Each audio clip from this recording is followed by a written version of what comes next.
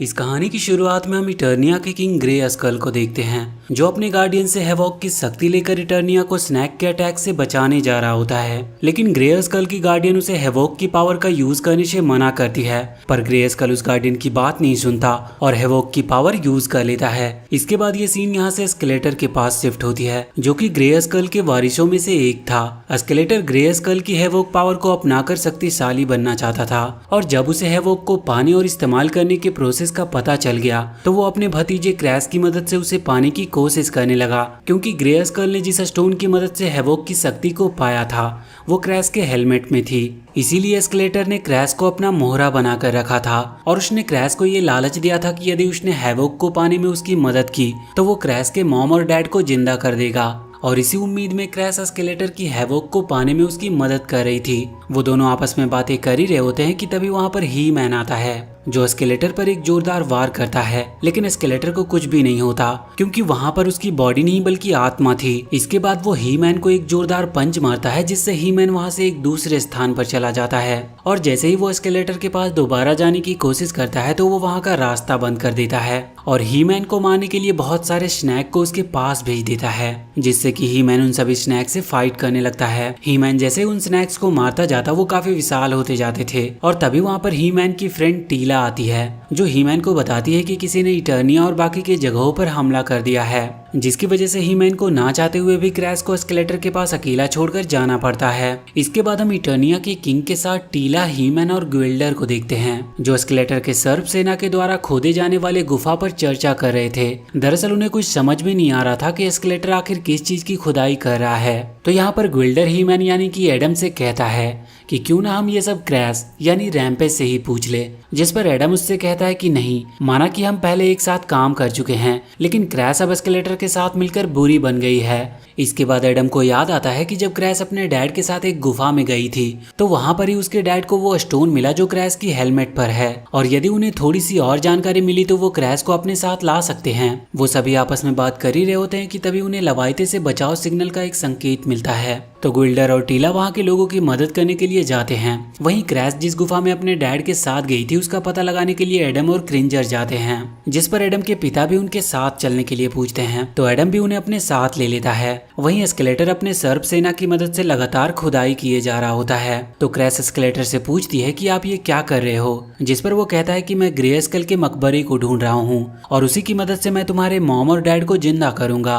असल में वो ग्रे स्कल के अवशेषों से अपने आप को सर्वशक्तिशाली बनाना चाहता था, इसीलिए वो ग्रे स्कल के मकबरे को ढूंढने में लगा हुआ था। इसके बाद हम एवलिन नाम के एक जादूगरनी को देखते हैं, जो अपने साथियों रकाज, लेमेन और जस्टिन के साथ सर्पों को पकड़ रही होती है। दरअसल एवलिन उन सर्पों के अंदर एक हैवॉक का इस्तेमाल करके अपने पुराने रूप को पाना चाहती थी, जो उसके वर्तमान रूप से काफी बेहतर और पावरफुल था। इसके बाद हम ही मैन, उसके डैड और क्रिंजर को देखते हैं, जो उस गुफा में पहुंच चुके थे। लेकिन जैसे ही वो तीनों गुफा के अंदर जाते हैं उनका पैर फिसल जाता है और वो तीनों एक खाई में गिरने लगते हैं। लेकिन ही मैन और क्रिंजर एक दूसरे को किसी तरह पकड़कर बचा लेते हैं। उन्हें उस गुफा में ठीक वैसा ही स्टोन मिलता है जैसा क्रैश के हेलमेट में लगा था, लेकिन उन्हें उस पत्थर की तलाश नहीं बल्कि किसी मंदिर, गुफा या स्विच की तलाश होती है, जिससे कि क्रैश को बचाया जा सके। तो ये बात सुनकर ही मैन के डैड उससे कहते हैं कि हमारे पास चाहे कितना भी पावर क्यों ना हो, हमारा हर काम स्विच दबाने से नहीं हो सकता। ये बात सुनकर ही मैन गुस्सा हो जाता है और अपनी तलवार को फेंककर गुफा की दीवारों पर जोर से मारता है। तलवार जैसे ही उस गुफा की दीवार पर लगती है वो चमकने लगती है। ये देखकर ही मैन को लगता है कि तलवार उन्हें क्रैश के बारे में कुछ बताना चाहती है, लेकिन जैसे ही वो उस तलवार को दीवार से बाहर निकालता है वहाँ पर एक गोल्ड मैन आ जाता है, जो ही मैन के साथ फाइट करने लगता है। इसके बाद हम ट्राइक्लॉप को देखते हैं, जो सर्प के एक झुंड को लेकर एवलिन के पास आती है।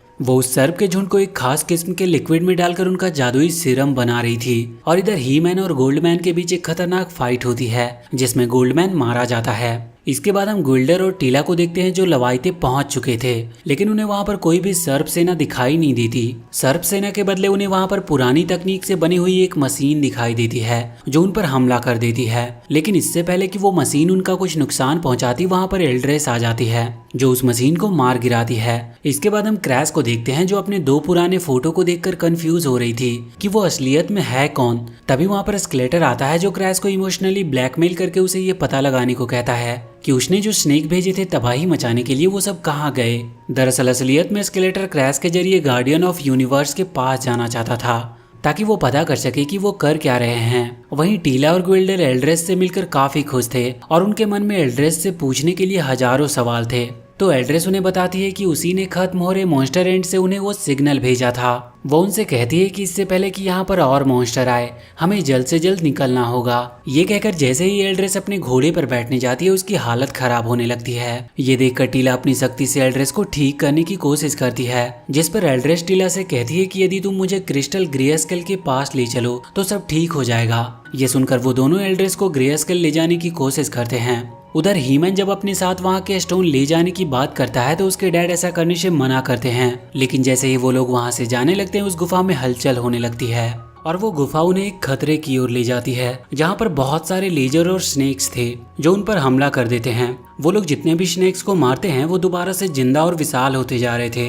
वहीं दूसरी तरफ ग्विल्डर और टीला एल्ड्रेस को लेकर जब शिप के पास पहुंचते हैं तो वो देखते हैं कि उनका शिप बर्फ से ढक गया है। अंदर पहुंचने में तो उन्हें कोई दिक्कत नहीं होती, लेकिन जब वो शिप को स्टार्ट करते हैं तो वो शिप स्टार्ट ही नहीं होती। शिप को खराब देखकर एल्ड्रेस उन्हें अकेले ही जाने को कहती है, लेकिन टीला एल्ड्रेस का साथ छोड़ना नहीं चाहती थी और कहती है कि हम शिप को जल्दी ठीक कर देंगे। वहीं हीमैन और क्रिंजर एक साथ मिलकर उस विशाल लेजर को हरा देते हैं और हराकर जब वो वहां से जाने लगते हैं तो वहां पर क्रैश आ जाती है जो उनके बीच और भी सर्प सेना को छोड़ देती है।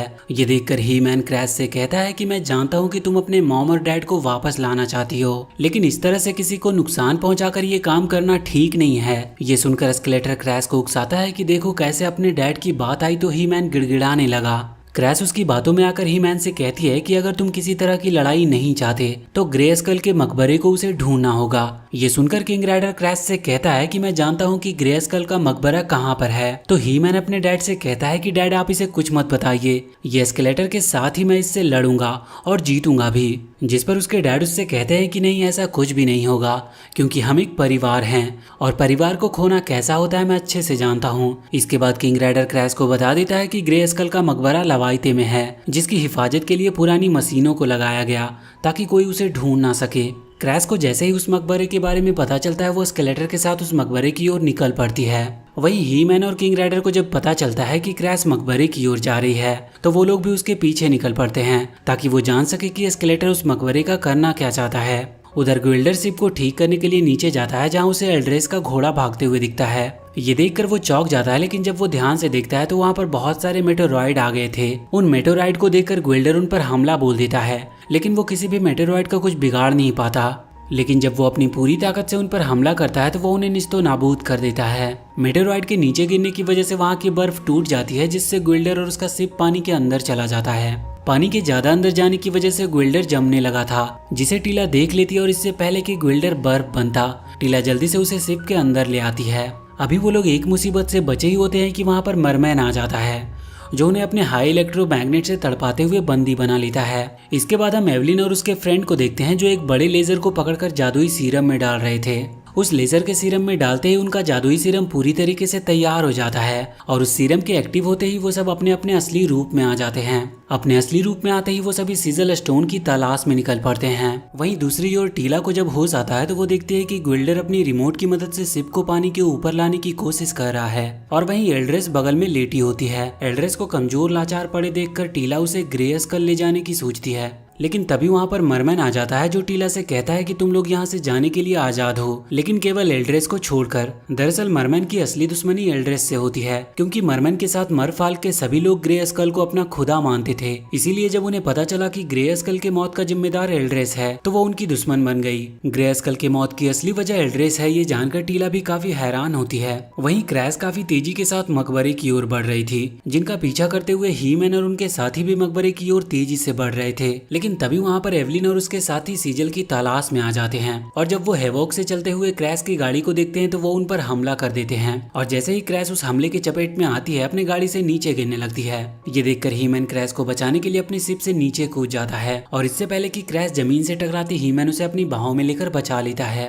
सही सलामत बचने के बाद भी क्रैश हीमैन का शुक्रिया अदा नहीं करती बल्कि उससे वो लड़ने लगती है। लड़ते लड़ते क्रैश पुरानी मशीनों से जा टकराता है जिन्हें देखने के बाद क्रैश और हीमैन समझ जाते हैं कि ग्रे स्कल का मकबरा इन मशीनों के पीछे है जिनकी ये रक्षा कर रहे हैं। क्रैश और हीमैन जैसे ही आगे की ओर बढ़ने की कोशिश करते हैं वहाँ पर एवलिन आ जाती है जो क्रैश को पीछे से घेर कर सिजल स्टोन की मांग करती है। लेकिन इससे पहले कि एवलिन क्रैश और हीमैन पर वार करती वहाँ पर किंग राइडर क्रिंजर के साथ आ जाता है जो एवलिन के शिप पर हमला कर देता है और इस प्रकार मिले मौके को देखकर क्रैश उन मशीनों से बचते हुए मकबरे की ओर बढ़ने लगती है। इसी दौरान हीमैन और मशीनों के बीच फाइट होने लगी थी। वहीं नीचे मरमैन टीला और गोल्डर को बताता है कि जब वो लोग किंग ग्रे स्कल को अपने राज में दफनाने के लिए आए तो एल्ड्रेस ने ऊपर की सारी जमीन जमा दी और बाहर खुखार मशीनों को छोड़ दिया ताकि किसी को भी कभी पता ना चले कि उसने इटर्निया के सबसे महान किंग के साथ क्या किया। उसकी बातें सुनकर गिल्डर जब मरमैन से पूछता है कि तुम्हारे लिए ग्रे स्कल इतना इम्पोर्टेंट क्यों है, जिस पर वो बताता है कि जब मरफॉल के लोग शांति से समुद्र के नीचे अपनी जिंदगी गुजार रहे थे तब लहरों के साथ हमारे पास एक पवित्र आत्मा आई जिसने हमें मुक्ति का रास्ता दिखाया और किंग ग्रे स्कल ने ही हमें जीने का रास्ता दिखाया, जिसके बदले हमने किंग ग्रे स्कल के साथ ग्रेट वॉर में उनका साथ दिया और उसके लिए कुर्बानी दी। गोल्डर को ये बात बताने के बाद मरमैन उन्हें ये भी बताता है कि उनके मास्टर ऑफ द यूनिवर्स ऊपर उन मशीनों से लड़ रहे हैं जिन्हें एल्ड्रेस ने बनाया है और ऊपर एक ऐसा व्यक्ति भी है जो उन्हें धोखा देने के साथ साथ ग्रे स्कल को दोबारा जिंदा करने आई है। दरअसल मरमैन ने ये सब क्रैश के बारे में बताया होता है। ये बात बताने के बाद वो वहाँ से चला जाता है। उसके चले जाने के बाद एल्ड्रेस अपनी हालत खराब होता देख टीला को उसकी असलियत बताती है कि वो कोई आम लड़की नहीं बल्कि उसकी ही बेटी है जिसे एल्ड्रेस ने किंग रेडार के पास भेज दिया था और उन्हें कुछ ना बताने को कहा। लेकिन जब एल्ड्रेस के जाने का वक्त हो गया तो एल्ड्रेस टीला को अपनी सारी शक्तियां देने का फैसला करती है और अपने आप को पूरी तरह से उसमें समाहित कर देती है। इसके बाद गोल्डर और टीला दोनों ऊपर जाने के लिए अपने शिप में चले आते हैं। वहीं ऊपर हीमैन और बाकी के लोग एक पुरानी मशीनों के साथ फाइट करते हुए मकबरे की ओर बढ़ रहे थे। लेकिन जैसे ही वो लोग मकबरे के पास पहुंचते हैं वहाँ पर मरमैन आ जाता है जो सभी से पूछता है कि तुम में से कौन किंग ग्रे स्कल को दोबारा से गद्दी पर बिठाना चाहता है। ये पूछने के बाद मरमैन को पता चल जाता है कि क्रैश ही किंग ग्रे स्कल को जिंदा करना चाहती है तो वो उसके लिए किंग ग्रे स्कल के मकबरे का दरवाजा खोल देता है। मकबरे का दरवाजा खुलते ही क्रैश उसके अंदर चली जाती है जिसे देखकर हीमैन भी अंदर जाने लगता है तो मरमैन हीमैन को अंदर भेजकर दरवाजा तुरंत बंद कर देता है। उसने हीमैन को अंदर इसीलिए भेजा था क्योंकि ग्रे स्कल के जिंदा होने के बाद उन्हें एक तलवार की जरूरत होगी जिसे हीमैन ही पूरा कर सकता था। दरवाजा बंद करने के बाद मरमैन बाकी के लोगों को अपने हाई इलेक्ट्रोमैग्नेट से दूर भगाने लगता है। इसके आगे की कहानी अगर आपको जाननी है तो हमें कमेंट सेक्शन में जरूर बताएं और वीडियो अगर अच्छी लगी हो तो please do like and share this video and please subscribe to my channel and press that bell icon.